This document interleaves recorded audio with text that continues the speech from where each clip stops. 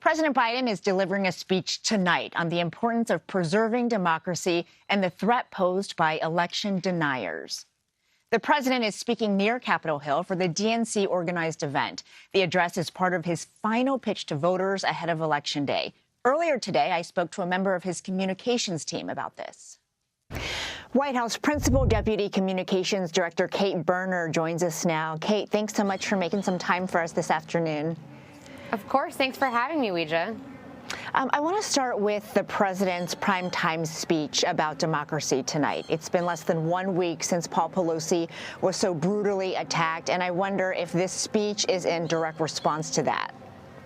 Well, look, Ouija, this speech is something the president's been thinking about giving for some time now, and this notion of the soul of our nation and the threats to our democracy is something he's talked about quite a bit as president, and of course is one of the reasons that he ran for office, right? One of the prime reasons, because he believed we are in a battle for the soul of the nation. And one of the concerns the president has is how MAGA Republicans are inciting political violence. They're refusing to condemn political violence when it occurs, including the horrible attack against Mr. Pelosi, and they are refusing to stand up for these democratic ideals that are core to who we are as Americans, accepting the results of elections, standing up for equality, standing up for the rule of law, standing against political violence. So I can't go too much into what the president will speak about tonight, especially since it's a political speech and I'm here talking to you from the White House. But he will talk about this theme that he's talked about so much. What's at stake for our democracy in this moment and this inflection point that he sees us in?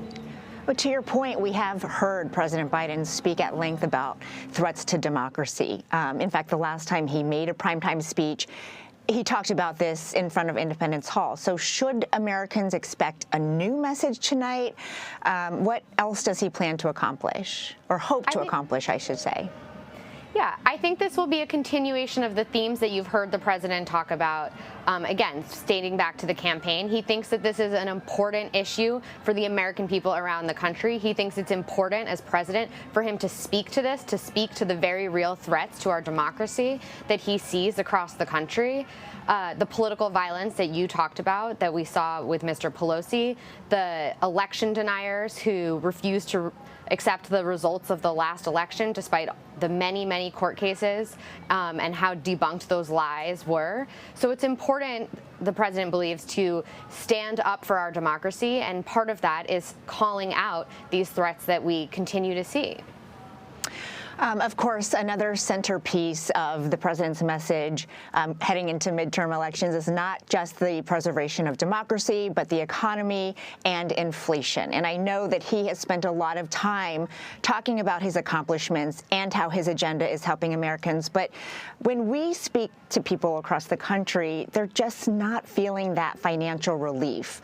So how do you explain the disconnect between, celebrating the victories and people at home struggling to make ends meet?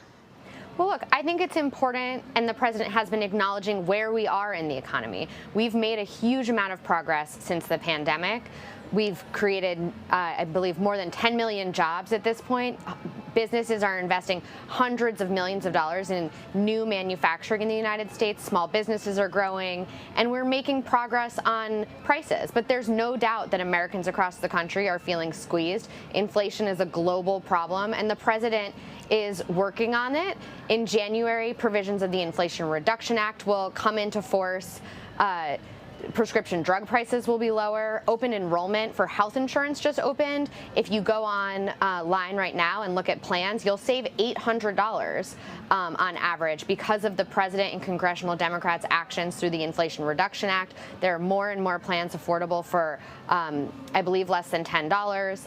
And the other piece of this, of the president's message that I think is really important, is the president is contrasting this with what Republicans in Congress want to do. Republicans in Congress want to repeal the Inflation Reduction Act. They want to make your health insurance premiums more expensive. They want to make prescription drug prices more expensive. Get rid of that cap, right, that the president put into place so you don't spend more than $2,000 out of pocket on your prescription drug costs if you're a senior. Energy costs will go up, and they want to cut Social Security and Medicare, benefits that you've already paid into, by raising your premiums or raising the eligibility age, or just getting rid of them altogether, putting them on the chopping block. So this is a clear contrast in visions. We are, the president is not declaring mission accomplished on the economy. We're making progress, but we have a lot more work to do. And as we look forward to more work to do, we have the president and congressional Democrats' vision to continue growing and building on the success we've had lowering healthcare and prescription drug costs, or we have the congressional Republican plan to make these daily expenses for families more expensive and inflation worse. And I know he's going to be talking about this even more, especially in the next few days leading up to Election Day. Can you tell us anything about the president's travel schedule? Where is he going to focus on to really try to turn out the vote? So the president has a very busy travel schedule for the next few days. He'll be in New Mexico doing an event talking about student debt relief. The president kept his promise to forgive student debt up to $10,000 for borrowers as they return to repayment in January, to give families a little bit more breathing room so they can save to buy a house, or maybe if they're trying to start a business. The president will be in California later this week. I believe it's recently come out he'll be in Illinois later this week. And then, of course, he'll be doing a political event with President Obama this weekend in Pennsylvania. Okay, Kate Berner, thank you so much. I'm sure we'll be talking to you very soon again, I hope. Thanks, Rija. Talk to you soon. Thanks.